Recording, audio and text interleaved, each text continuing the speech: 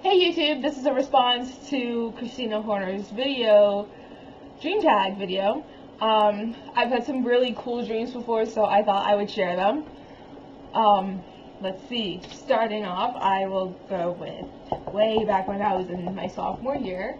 I had this dream where, let's see, it took place in my hometown, and it was set up differently than where I actually lived. How I lived in the house, first of all, where I grew up in an apartment. And I lived really close to my, at the time, boyfriend.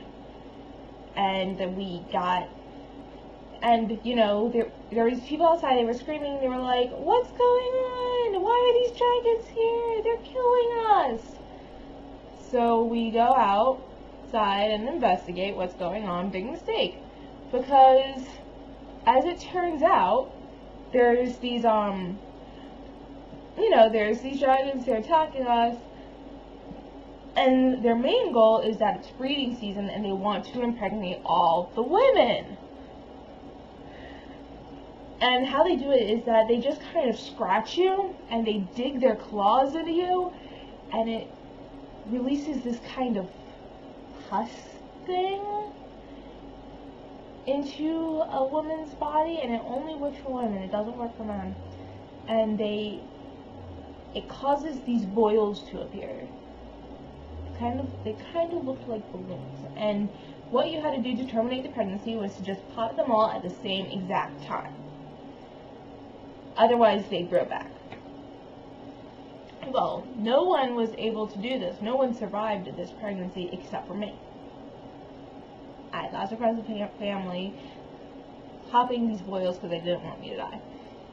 And if a pregnancy did continue, what would happen is that the dragon would grow so large that it would rip the women's bodies in half.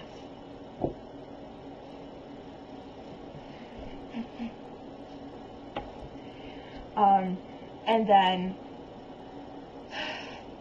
let's see, we decided to go get revenge on these dragons and to kill them, stop from killing our people. So my boyfriend says, "Hey, I know a way to get here. I know Santa Claus. And so he calls up Santa, and asks if we can borrow one of his sleighs. Len comes down, lends us a sleigh,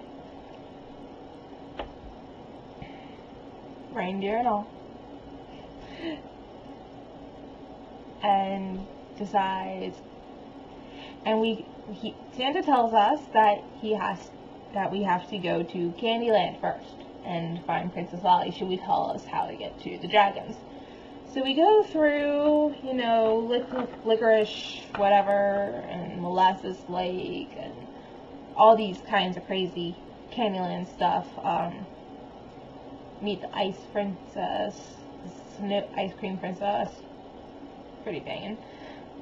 And finally we come across Princess Lolly, and she is just the most horrible, awful, terrible person. She had a real attitude. And eventually, she just kind of like, "I don't want to help, oh, it's your problem, not mine, blah, blah, blah," typical 12-year-old snarky, sarcastic attitude. But, finally, we're just kind of like, "Look, people are dying, people we love are dying, we want to help them out, we want to stop these dragons." So we go, she finally tells us how to get there. Still as snarky as anything.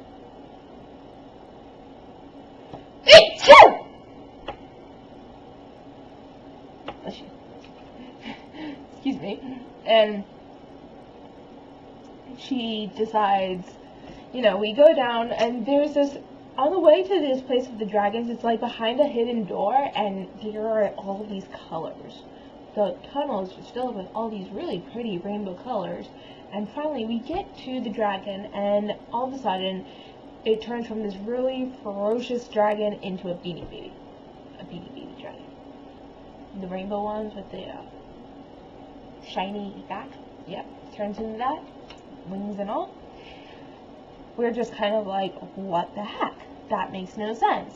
Why isn't there a royal dragon here?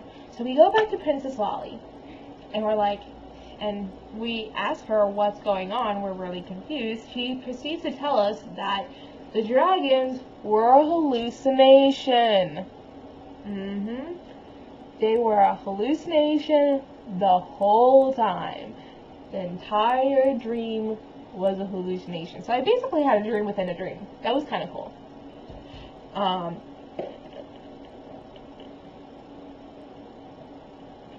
Really thirsty, sorry.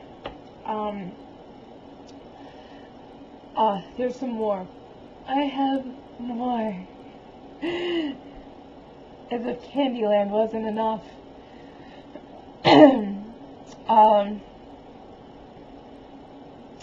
This isn't really an important one, but I once had a dream where me and all my coworkers were underneath the basement of our store, and we were getting high off of some kind of rainbow drug.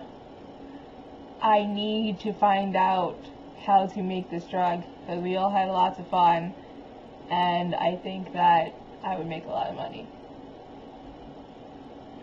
It's gonna happen.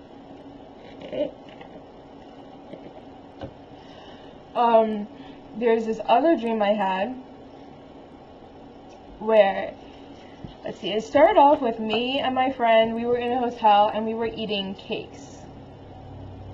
And for whatever reason, I had this feeling that I should not eat the cake, and it proceeded to go to these people outside of our hotel room where Tough came in, and they were like, hey, come, get out, you need to run, you need to hide. They're here, they're here. So then it starts to go into this flashback.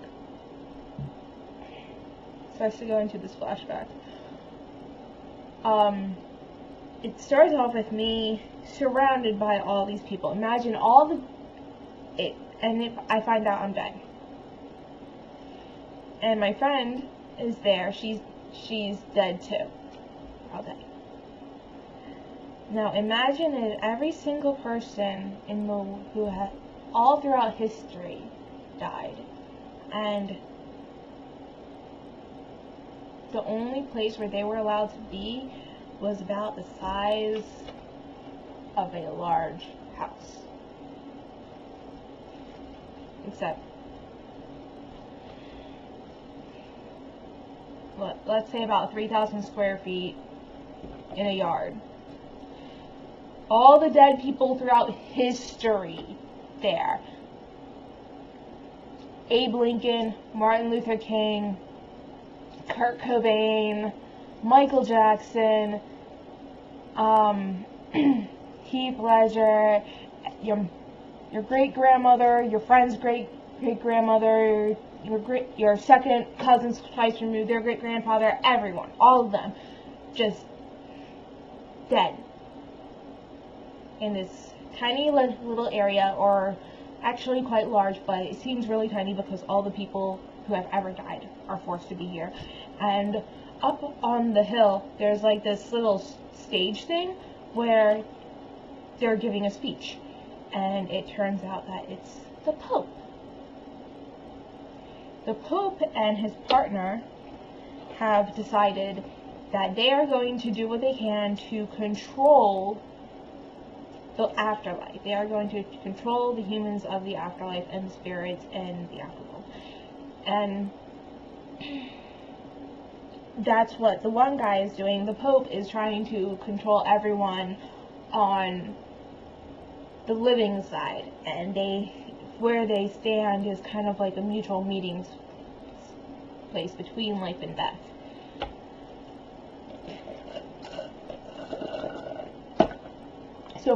So my friend kind of whispers to me, and she's like, hey, we're going to rebel from all this. We don't like that we have to be confined. The afterworld is huge and vast and beautiful, and we want to explore it. So at some point, we strike a revolution and break free. We run off, And in the meantime, I'm talking to my friend and we're like, hey, what do we have to do? What are we doing? What's our next plan?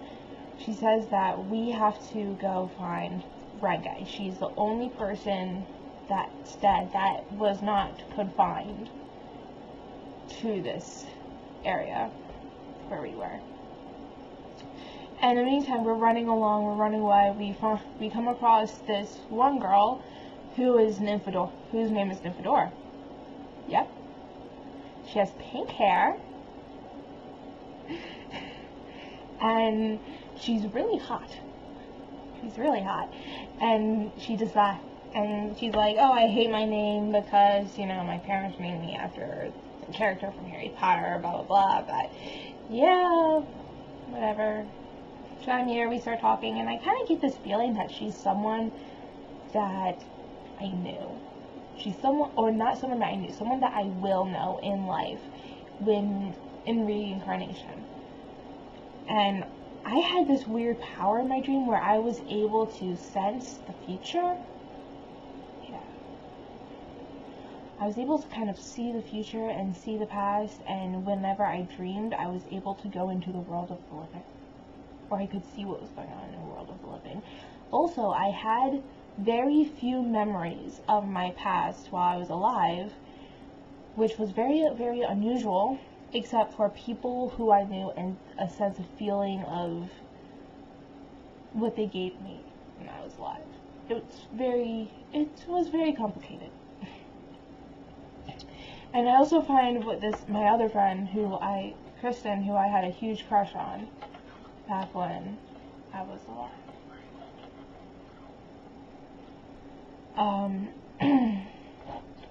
So eventually we go